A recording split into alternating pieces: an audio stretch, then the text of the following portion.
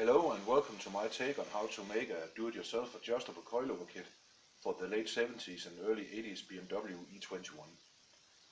There are a few specialist kits on the market, but I'll show you one way to do this yourself that will be affordable and effective. My E21 is a track day car, so for me it's important to keep this all on a budget, but it's also important for me to get some options on adjustability. We will start with the rear coilovers. This is by far the simplest modification. This is due to the fact that a lot of BMWs use the same rear coilover. And this particular one is from E39. An important note is to make sure that if you do this, you get one from one of the E39s that are not an estate or station wagon version. The reason for this is that this flare is what makes this bolt directly up to the E21.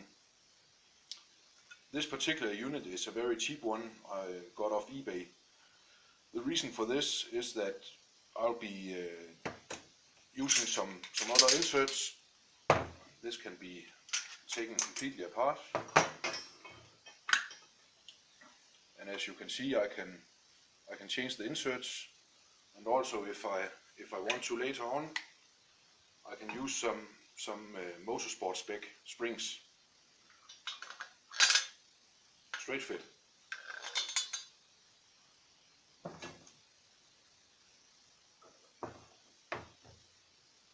This unit will bolt directly up to the E21 as it is, and there is a very wide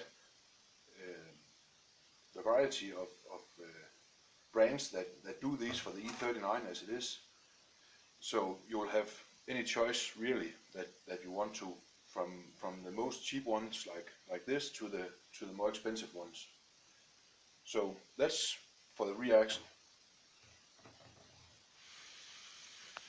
Now for the front end of the E21, things are quite different.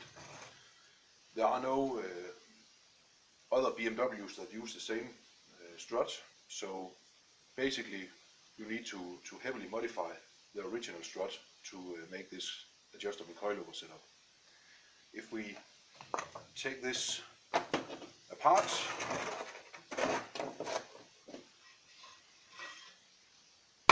like so, we are left with the original housing. Please ignore the fact that I have a 5-lock conversion going on here. This is not essential to the coilover setup.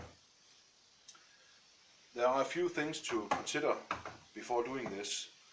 One of them is the springs. You will need to purchase some other springs like these.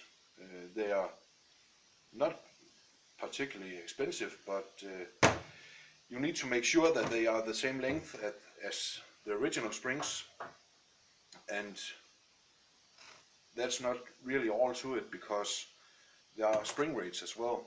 The original spring rates, as you can see, I can actually push this by hand, compress it by hand.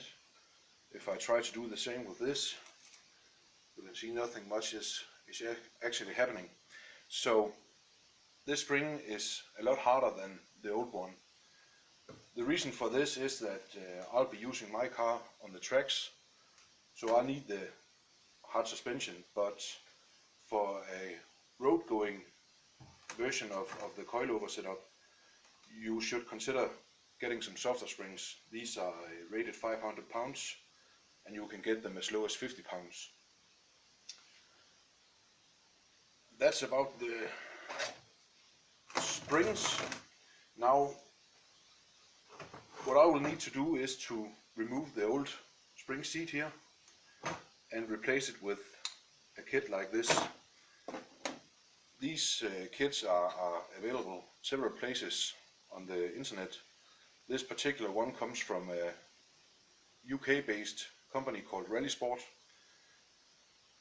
It almost fits the E21 strut. It's a little larger, so I'll have to do something about that later. When you get this kit, you will always get the top for the spring as well. So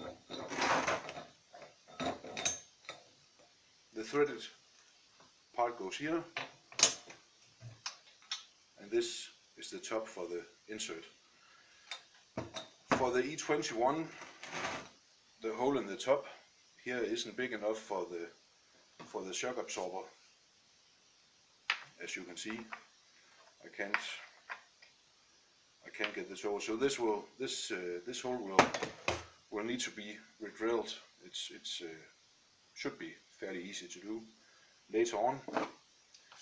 Anyways, I need to cut this spring seat off, and I'll get back in just a bit. So back again. I have cut off the original spring seat, as you can see. Not a pretty thing, but and we are left with this. I needed to grind down the original weldments, and I've just cleaned off the tube here so that we have some decent material to weld on. What will happen from here on is that, of course, we need to weld on this threaded part that will make this an adjustable coilover. But of course it's a question where you need to put it. So I have, by the way, I have re-drilled this part so that it will fit on the damper. So what I'm going to do now is just test fit. Put the insert in, put the spring in, like so, and the top, of course, and that's pretty much it, actually. Just compress the damper a bit like this. So this is what it will look like when it's done. The thing is that when the damper is full out, this is actually the stance it will have when the wheels are not touching the ground. So if I weld the threaded part here, I will most probably have a car that will have a pretty high front end. So to compensate for this, I will move down the threaded part like this, and it will actually just touch this brake pipe bracket. The reason for this is that I still have, as you can see, a lot of thread to adjust the ride height upwards, and I can also adjust it downwards quite a bit.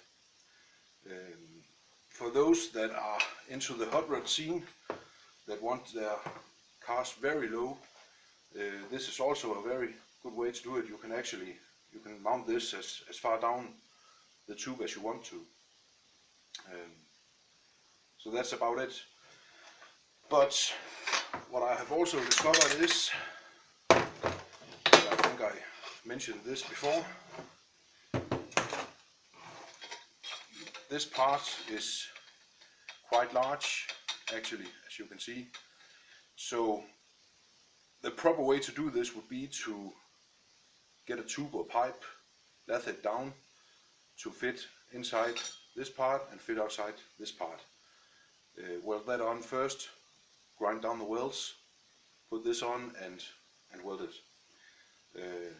I think I will be doing it a little bit different and just tag in some strips of sheet metal that have the proper height to have something to weld on.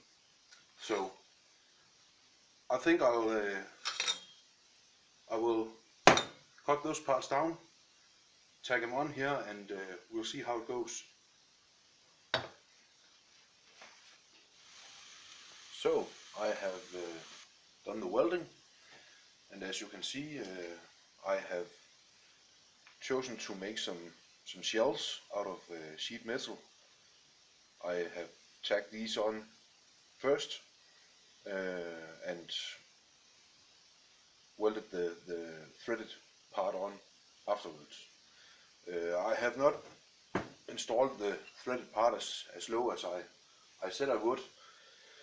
I actually took a measurement from the bottom of the strut assembly and decided to make this 250 millimeters.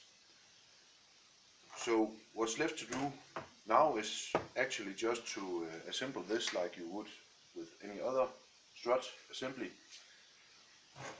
We need to put our insert in like so.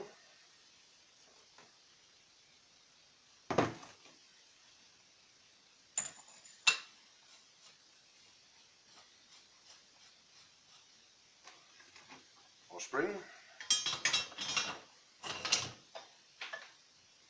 Our spring seat. And the top mount.